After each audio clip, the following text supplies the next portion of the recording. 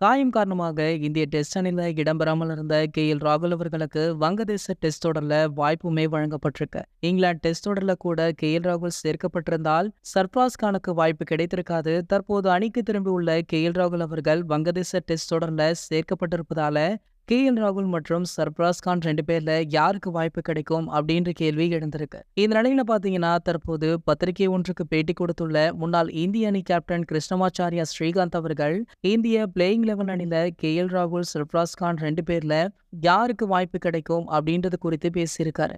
அதுல நீங்கள் ஒன்றை தெரிந்து கொள்ள வேண்டும். ராகுல் சரியாக விளையாடவில்லை என்பதற்காக இந்திய டெஸ்ட் அணில இருந்து நீக்கப்படல.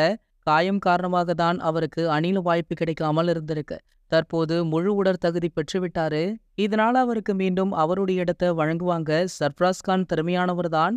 இருந்தாலுமே மிடில் வரிசையில யாராவது ஃபார்ம் அவுட் ஆனா மட்டுமே சர்ஃப்ராஸ் கானுக்கு வாய்ப்பு வழங்கப்படும் அப்படின்னு பேசியிருக்காரு. ஆஸ்திரேலிய டெஸ்ட் தொடரை மனதில் வைத்து தற்போது இருந்தே அனுபவமிக்க வீரர்களுக்கு தான் இந்திய அணியில இடம் கிடைக்கும்.